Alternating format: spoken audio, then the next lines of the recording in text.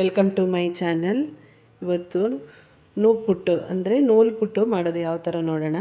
ಇದು ಕೂರ್ಗ್ ಸ್ಟೈಲಲ್ಲಿ ಯಾವ ಥರ ಮಾಡೋದು ಅಂತ. ಅದಕ್ಕೆ ಬೇಕಾಗಿರುವ ಸಾಮಗ್ರಿಗಳು: ಅಕ್ಕಿ ಹಿಟ್ಟು 1 kg, ಬೆಲ್ಲ, ಇದು ಸ್ವೀಟ್ಗೆ ನೀವು ಬೆಲ್ಲದ ನೀರು ಮಾಡಿಕೊಂಡು ತಿಂದರೆ ಚೆನ್ನಾಗಿರುತ್ತೆ. ಮತ್ತು ನಾನ್ ವೆಜ್ಜಲ್ಲೂ ಮಾಡ್ಕೊಂಡು ತಿನ್ಬೋದು, ಚಿಕನಲ್ಲಿ. ಇದು ತೆಂಗಿನಕಾಯಿ, 3 ಏಲಕ್ಕಿ. ಯಾವ ಥರ ಮಾಡೋದು ಅಂತ ನೋಡೋಣ. ನಾನು 1 kgಯಷ್ಟು ಅಕ್ಕಿ ಹಿಟ್ಟು ತೊಗೊಂಡಿದ್ದೀನಿ. ಯಾವ ಅಕ್ಕಿ ಹಿಟ್ಟಾದರೂ ತೊಗೋಬೋದು, ನೀವು ಮನೆಯಲ್ಲೇ ಮಾಡಿರುವ ಅಕ್ಕಿ ಹಿಟ್ಟಾದ್ರೂ ಕೂಡ ಮಾಡ್ಕೋಬೋದು. ಇವಾಗ ಸ್ಟವ್ ಮೇಲೆ ಒಂದು ಪಾತ್ರೆ ಇಟ್ಕೊಂಡಿದ್ದೀನಿ. ಅದಕ್ಕೆ ಈ ಗ್ಲಾಸಲ್ಲಿ 5 ಗ್ಲಾಸಷ್ಟು ನೀರು ಹಾಕ್ಕೊಳ್ಳಿ. 5 ಗ್ಲಾಸು ನೀರು ಹಾಕ್ಕೊಂಡಿದ್ದೀನಿ. ಇದಕ್ಕೆ ಸ್ವಲ್ಪ ಉಪ್ಪು, ನಿಮಗೆ ರುಚಿಗೆ ಎಷ್ಟು ಬೇಕೋ ಅಷ್ಟು ಉಪ್ಪು, ಸ್ವಲ್ಪ ಎಣ್ಣೆ, 2 ಟೇಬಲ್ ಸ್ಪೂನಷ್ಟು ಎಣ್ಣೆ ಹಾಕ್ಕೊಂಡ್ರೆ ಸಾಕು. ಇವಾಗ ನೀರು ನಿಮಗೆ ಮೆಜರ್ಮೆಂಟು ಗ್ಲಾಸಲ್ಲಿ ಗೊತ್ತಾಗಿಲ್ಲ ಅಂದರೆ ನೀವು ಅಕ್ಕಿ ಹಿಟ್ಟು ಯಾವ ಪಾತ್ರೆಯಲ್ಲಿ ತೊಗೊಂಡಿರ್ತೀರಾ ಆ ಪಾತ್ರೆಯಲ್ಲಿ ನೀವು 1.5 ಬೌಲಷ್ಟು ನೀರು ಹಾಕ್ಕೊಳ್ಳಿ. ಆವಾಗ ಪರ್ಫೆಕ್ಟಾಗಿ ಬರುತ್ತೆ ಮೆಜರ್ಮೆಂಟು. ನೀರು ಇದು ಚೆನ್ನಾಗಿ ಕುದಿ ಬರಬಾರ್ದು, ಮೀಡಿಯಮ್ ಆಗಾದರೆ ಸಾಕು. ಚೆನ್ನಾಗಿ ಕುದಿ ಬಂದರೆ ಗಂಟಾಗೋ ಚಾನ್ಸಸ್ ಇರುತ್ತೆ. ಈ ಮೆಥಡಲ್ಲಿ ಮಾಡಿಕೊಂಡ್ರೆ ನಿಮಗೆ ನುಪ್ಪುಟ್ಟು ಕೂಡ ಉದುರಾಗಿ ಬರುತ್ತೆ, ಲೇಯರ್ ಆಗಿ ಬರುತ್ತೆ. ಇದು ಅಂಟಲ್ಲ, ತಿನ್ನೋಕೆ ಕೂಡ ಚೆನ್ನಾಗಿರುತ್ತೆ. ನೀರು ತುಂಬ ಬಿಸಿಯಾಗಬೇಕು ಅಂತ ಇಲ್ಲ, ಇವಾಗ ಮೀಡಿಯಮಾಗಿ ಬಿಸಿಯಾಗಿದೆ. ಇವಾಗ ಅಕ್ಕಿ ಹಿಟ್ಟು ಹಾಕ್ಕೊಂಡು ತಿರುಗಿಸ್ಕೊಳ್ಳೋಣ. ಸ್ವಲ್ಪ ಹಾಕ್ಕೊಂಡು ತಿರುಗಿಸ್ಕೋಬೇಕು.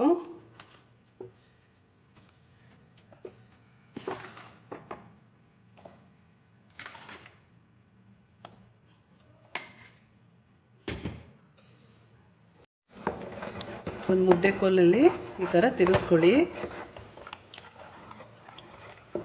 ಹೈ ಫ್ಲೇಮಲ್ಲಿ ಇಟ್ಕೊಂಡು ತಿರ್ಸ್ಕೋಬಾರ್ದು, ಮೀಡಿಯಮ್ ಫ್ಲೇಮಲ್ಲಿ ಇಟ್ಕೊಂಡೇ ತಿರ್ಸ್ಕೊಳ್ಳಿ, ಇಲ್ಲಾಂದರೆ ಗಂಟಾಗುತ್ತೆ. ಈ ಥರ ಮಾಡಿದ್ರೆ ನಿಮಗೆ ಒಂದು ಗಂಟು ಕೂಡ ಬರಲ್ಲ.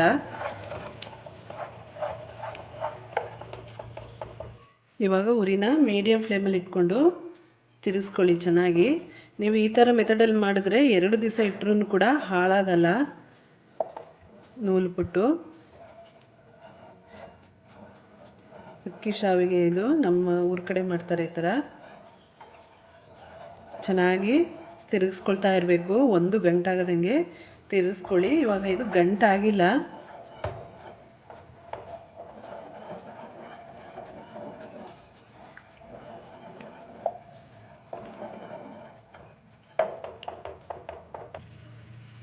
ಮತ್ತು 2 ಸ್ಪೂನಷ್ಟು ಹಿಟ್ಟು ಹಾಕ್ಕೊಂಡು ತಿರುಗಿಸ್ಕೊಳ್ತಾ ಇದ್ದೀನಿ.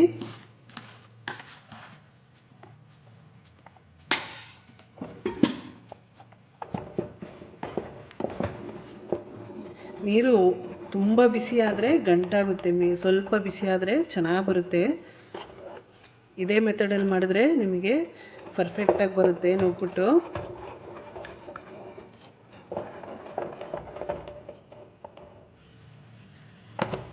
ನೋಡಿ, ಈ ಥರ ತಿರ್ಸ್ಕೊಳ್ತಾನೆ ಇರಬೇಕು. ಇವಾಗ ಗಟ್ಟಿ ಆಗ್ತಾ ಇದೆ.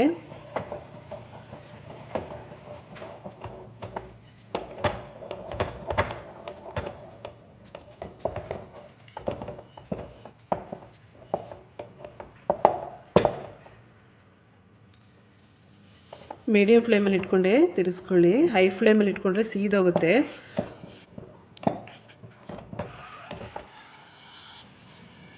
ನೋಡಿ, ಇವಾಗ ಕುದೀತಾ ಇದೆ. ಇವಾಗ ಸ್ವಲ್ಪ ಅಕ್ಕಿ ಹಿಟ್ಟು ಹಾಕ್ಬಿಟ್ಟು,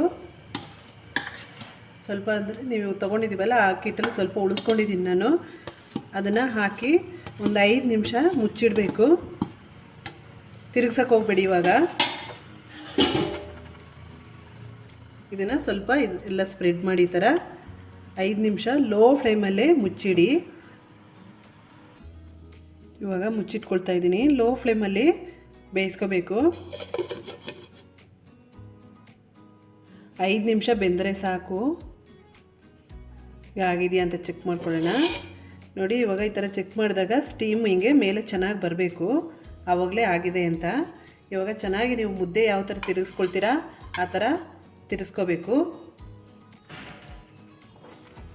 ನೋಡಿ, ಇದು ಪರ್ಫೆಕ್ಟಾಗಿದೆ, ಕರೆಕ್ಟಾಗಿದೆ. ಇವಾಗ ಇದನ್ನ ಚೆನ್ನಾಗಿ ತಿರುಗಿಸ್ಬೇಕು. ಚೆನ್ನಾಗಿ ಇದೆಲ್ಲ ಮಿಕ್ಸ್ ಆದಮೇಲೆ ನೀವು ತಿರ್ಗಾ ಹಬೆಯಲ್ಲಿ ಬೇಯಿಸ್ಕೋಬೇಕು. ಇದನ್ನ ಇವಾಗ ಚೆನ್ನಾಗಿ ಕೆಳಗಡೆ ಇಳಿಸ್ಕೊಂಡು ಮಿಕ್ಸ್ ಮಾಡ್ಕೊಳ್ಳೋಣ. ನೋಡಿ ತಿರುಗಿಸ್ಕೊಂಡು ಆಗಿದೆ, ಈ ಥರ ಕರೆಕ್ಟಾಗಿದೆ, ಇವಾಗ ಪರ್ಫೆಕ್ಟಾಗಿದೆ. ಇದನ್ನ ಉಂಡೆ ಕಟ್ಕೊಳ್ಳೋಣ. ಒಂದು ಕಡೆ ನಾನು ಇಡ್ಲಿ ಪಾತ್ರೆ ತೊಗೊಂಡಿದ್ದೀನಿ. ಸ್ಟವ್ ಆನ್ ಮಾಡಿಕೊಂಡು ನೀರು ಕಾಯಿಟ್ಕೊಳ್ಬೇಕು. ಕೆಳಗಡೆ ನೀರು ಹಾಕ್ಕೊಳ್ತಾ ಇದ್ದೀನಿ. ಇಷ್ಟು ಹಾಕ್ಕೊಂಡ್ರೆ ಸಾಕು. ನೀರು ಕಾಯೋ ಅಷ್ಟರಲ್ಲಿ ನಾವು ಉಂಡೆ ಕಟ್ಕೋಬೇಕು. ಈ ಪ್ಲೇಟ್ ಮುಚ್ಚಿ ನೀವು ನೀರೇನಾದರೂ ಜಾಸ್ತಿ ಆಯಿತು ಅಂದರೆ ನೀವು ಈ ಬೆರಳಲ್ಲಿ ಈ ಥರ ಚೆಕ್ ಮಾಡಿಕೊಂಡ್ರೆ ಗೊತ್ತಾಗುತ್ತೆ. ನೀರು ಕೈಗೆ ಸಿಗಬಾರ್ದು. ನೀವು ಈ ಥರ ಪಾತ್ರೆ ಇಲ್ಲ ಅಂದರೆ ಇದನ್ನ ಲಿಡ್ ಕ್ಲೋಸ್ ಮಾಡಿ ನೀರು ಕಾಯಕ್ಕೆ ಇಟ್ಕೊಳ್ತಾ ಇದ್ದೀನಿ. ನೀರು ಕಾಯೋ ಅಷ್ಟರಲ್ಲಿ ನಾವು ಮುದ್ದೆ ರೆಡಿ ಮಾಡ್ಕೊಳ್ಳೋಣ. ನೀವು ಇಡ್ಲಿ ಪಾತ್ರೆ ಇಲ್ಲ ಅಂದರೆ ಈ ಥರ ಪಾತ್ರೆ ಇದ್ದರೆ ಇದರಲ್ಲೂ ಬೇಯಿಸ್ಕೋಬೋದು. ಕೆಳಗಡೆ ನೀರು ಇಟ್ಬಿಟ್ಟು ಅದ್ರ ಮೇಲೆ ಈ ಥರ ಇಟ್ಟು ಅದ್ರ ಮೇಲೆ ಒಂದು ಪ್ಲೇಟ್ ಮುಚ್ಚಿದ್ರೆ ಅದು ಚೆನ್ನಾಗಿ ಬೇಯುತ್ತೆ. ಇದರಲ್ಲೂ ಕೂಡ ನಾನೊಂದು ಬೌಲಲ್ಲಿ ನೀರು ತೊಗೊಂಡಿದ್ದೀನಿ. ಇದನ್ನು ಈ ಥರ ಉಂಡೆ ಕಟ್ಕೋಬೇಕು. ಕೈಗೆ ಅಂಟಬಾರ್ದು. ನೋಡಿ ಈ ಥರ ಚೆನ್ನಾಗಿರುತ್ತೆ. ನೋಡಿ ಈ ಥರ ಸಾಫ್ಟಾಗಿದೆ. ಇದು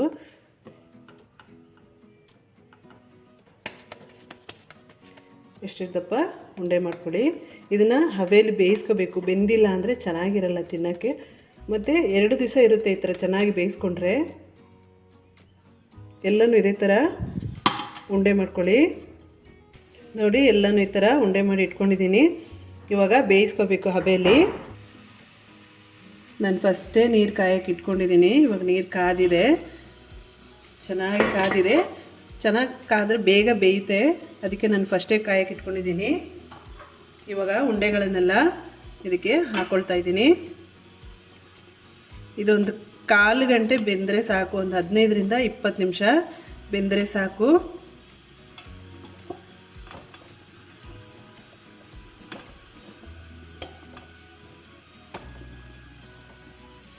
ಇವಾಗ ಲಿಡ್ ಕ್ಲೋಸ್ ಮಾಡ್ಕೊಳ್ಳಿ. ಲಿಡ್ ಕ್ಲೋಸ್ ಮಾಡಿಕೊಂಡು 15ರಿಂದ 20 ನಿಮಿಷ ಬೇಯಿಸ್ಕೋಬೇಕು. ಮೀಡಿಯಮ್ ಫ್ಲೇಮಲ್ಲಿ ಇಟ್ಕೊಂಡೆ ಬೇಯಿಸ್ಕೊಳ್ಳಿ. ಉಂಡೆ ಬೇಯೋ ಅಷ್ಟರಲ್ಲಿ ಈ ಕಡೆ ಒಂದು ಸ್ಟವ್ ಮೇಲೆ ಪಾತ್ರೆಯಲ್ಲಿ ನೀರು ಇಟ್ಕೊಂಡು ಬೆಲ್ಲದ ಪಾಕ ಮಾಡ್ಕೊಳ್ಳೋಣ. ಪಾಕ ಅಂದರೆ ಬೆಲ್ಲದ ನೀರು ಅಷ್ಟೇ, ಪಾಕ ಏನು ಬರಬೇಕು ಅಂತಿಲ್ಲ. ನೀರು ಚೆನ್ನಾಗಿ ಕಾಯಬೇಕು. ಹೈ ಫ್ಲೇಮಲ್ಲಿ ಇಟ್ಕೊಂಡು ನೀರು ಬಿಸಿ ಮಾಡ್ಕೊಳ್ಳಿ. ನೀರು ಬಿಸಿಯಾಗಿದೆ. ಇವಾಗ ಬೆಲ್ಲನ ತೊಳೆದುಬಿಟ್ಟು ನೀರಿಗೆ ಹಾಕ್ಕೊಳ್ಳಿ. ಇವಾಗ ಬೆಲ್ಲ ಹಾಕ್ಕೊಳ್ತಾ ಇದ್ದೀನಿ. ನಿಮಗೆ ಬೆಲ್ಲ ಜಾಸ್ತಿ ಬೇಕಂದರೆ ಬೆಲ್ಲ ಜಾಸ್ತಿ ಹಾಕೋಬೋದು. ಸಾಕು. ಈ ಸ್ವೀಟ್ ಇಷ್ಟು. ಇದು ತೆಳ್ಳಗಿರುತ್ತೆ, ಪಾಕ ಏನು ಬರಲ್ಲ. ಚೆನ್ನಾಗಿ ಬೆಲ್ಲ ಕರಗಬೇಕು. ನೀವು ಮನೇಲಿ ಕಪ್ಪು ಬೆಲ್ಲ ಇದ್ದರೆ ಆ ಬೆಲ್ಲದಲ್ಲೂ ಕೂಡ ಮಾಡಿಕೊಂಡ್ರೆ ಚೆನ್ನಾಗಿರುತ್ತೆ. ನೀವು ಬೆಲ್ಲನ ಪುಡಿ ಮಾಡ್ಕೊಂಡು ಹಾಕ್ಕೊಂಡ್ರೆ ಬೇಗ ಕರಗುತ್ತೆ. ನಾನು ಪುಡಿ ಮಾಡ್ಕೊಂಡು ಹಾಕ್ಕೊಂಡಿಲ್ಲ, ಹಾಗೆ ಹಾಕ್ಕೊಂಡಿದ್ದೀನಿ. ಇದು ಚೆನ್ನಾಗಿ ಕರಗಿದ ಮೇಲೆ ಫಿಲ್ಟ್ರ್ ಮಾಡ್ಕೋಬೇಕು. ಅದರಲ್ಲಿ ಗಲೀಜೆಲ್ಲ ಇರುತ್ತೆ, ಈ ಥರ ಇರುತ್ತೆ. ಇವಾಗ ಬೆಲ್ಲ ಎಲ್ಲ ಚೆನ್ನಾಗಿ ಕರಗಿದೆ. ಇವಾಗ ಬೇರೆ ಪಾತ್ರೆಗೆ ನಾನು ಫಿಲ್ಟ್ರ್ ಮಾಡ್ಕೊಳ್ತಾ ಇದ್ದೀನಿ. ಈ ಥರ ಸೋದಿಸ್ಕೋಬೇಕು. ಧೂಳು ಇರುತ್ತೆ, ಅದರಿಂದ ಕಲ್ಲು ಕೂಡ ಇರುತ್ತೆ. ಸೋದಿಸ್ಕೊಳ್ಳಿ. ನೋಡಿ ಎಷ್ಟೊಂದು ಬೆಸ್ಟ್ ಇದೆ ಇದರಲ್ಲಿ.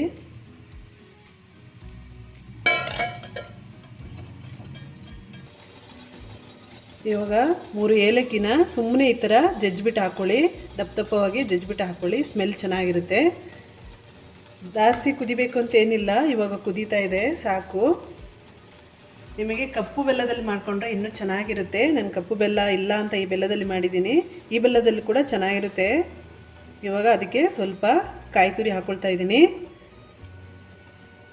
ಇವಾಗ ಸ್ಟವ್ ಆಫ್ ಮಾಡ್ಕೊಳ್ಳಿ. ರೆಡಿಯಾಗಿದೆ,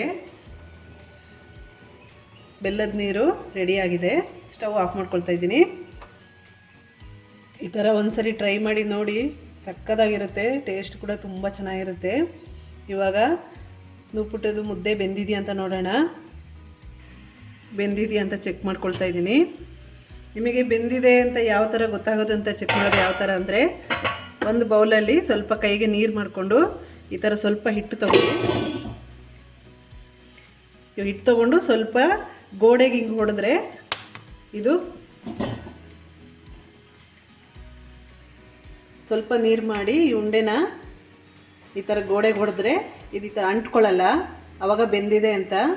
ಇಲ್ಲಾಂದರೆ ಅಂಟ್ಕೊಳ್ಳುತ್ತೆ, ಇದು ಬೆಂದಿಲ್ಲ ಅಂದರೆ ಅಂಟ್ಕೊಳ್ಳುತ್ತೆ. ನಿಮಗೆ ಈ ಥರ ಶಾವಿಗೆ ಮೋಲ್ಡ್ ಇಲ್ಲ ಅಂದರೆ ಈ ಥರ ಮೋಲ್ಡಲ್ಲಿ ಕೂಡ ನೀವು ಯೂಸ್ ಮಾಡ್ಕೋಬೋದು. ಬಟ್ ಇದು ಕೈ ಸ್ವಲ್ಪ ಬಿಸಿ ಆಗುತ್ತೆ, ಇದರಲ್ಲಿ ಮಾಡೋದು ಸ್ವಲ್ಪ ಕಷ್ಟ. ಅದರಿಂದ ಈ ಥರದ್ರಲ್ಲಿ ಮಾಡಿದ್ರೆ ಈಸಿಯಾಗಿ ಮಾಡ್ಕೋಬೋದು. ಇವಾಗ ಯಾವ ಥರ ಮಾಡೋದಂತ ನೋಡೋಣ.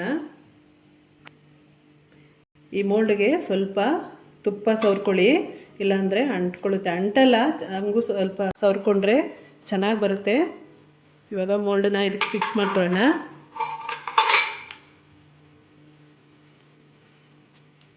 ಇದು ಕೂಡ ಚೆನ್ನಾಗಿ ಈ ಥರ ತುಪ್ಪ ಹಾಕಿ ಸ್ಪ್ರೆಡ್ ಮಾಡ್ಕೊಳ್ಳಿ.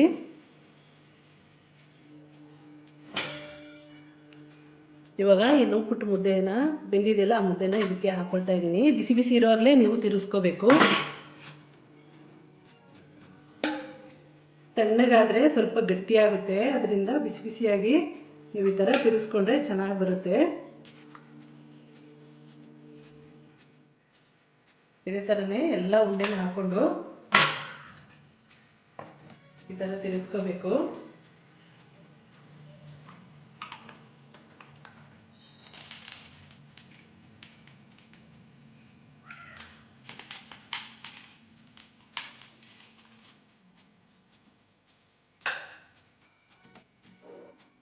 ನೋಡಿ ಇವಾಗ ಉದ್ರುದ್ರಾಗಿ ತಂದಿದೆ. ಇದು ನೂಲು ಪುಟ್ಟು, ಇದು ನೂಪುಟ್ಟು ಅಂತೀವಿ ನಾವು. ಅಕ್ಕಿ ಇಲ್ಲೆಲ್ಲ ಸಾವಿಗೆ ಅಂತಾರೆ. ಹಿಂಗೆ ಎತ್ತಿದ್ರೆ ಇದು ಸ್ವಲ್ಪ ತಣ್ಣಗಾದ್ಮೇಲೆ ನೀವು ಹಿಂಗೆ ತೆಗೆದ್ರೆ ಎಲ್ಲ ಉದ್ರುದ್ರಾಗಿ ನೂಡಲ್ಸ್ ಥರ ಉದ್ದಕ್ಕೆ ಬರುತ್ತೆ, ಕಟ್ಕಟ್ಟಾಗಲ್ಲ. ಉದುರುದ್ರಾದ ನೂಪುಟ್ಟು ರೆಡಿಯಾಗಿದೆ. ನೋಡಿ ಎಷ್ಟು ಉದುರುದ್ರಾಗಿದೆ ಅಂದರೆ ಅಷ್ಟು ಉದುರುದ್ರಾಗಿದೆ. ನೋಡಿ ಈ ಥರ ಚೆನ್ನಾಗಿದೆ. ಇದಕ್ಕೆ ಸ್ವಲ್ಪ ತುಪ್ಪ ಹಾಕ್ಕೊಂಡು, ಸ್ವಲ್ಪ ತುಪ್ಪ, ಇದಕ್ಕೆ ಬೆಲ್ಲದ ನೀರು ಹಾಕ್ಕೊಂಡು ತಿಂತಾಯಿದ್ರೆ ಸಕ್ಕತ್ತಾಗಿರುತ್ತೆ. ಒಂದ್ಸರಿ ಟ್ರೈ ಮಾಡಿ ನೋಡಿ. ಮತ್ತು ಬೆಲ್ಲದ ನೀರೇ ಎಲ್ಲ ಚಿಕನ್ ಸಾಂಬಾರು ಜೊತೆ ಕೂಡ ಚೆನ್ನಾಗಿರುತ್ತೆ ತಿನ್ನೋಕ್ಕೆ. ಒಂದ್ಸರಿ ಟ್ರೈ ಮಾಡಿ ನೋಡಿ. ಈ ವಿಡಿಯೋ ಇಷ್ಟ ಆಗಿದರೆ ಲೈಕ್, ಶೇರ್, ಸಬ್ಸ್ಕ್ರೈಬ್ ಮಾಡ್ಕೊಳ್ಳಿ. Thank you.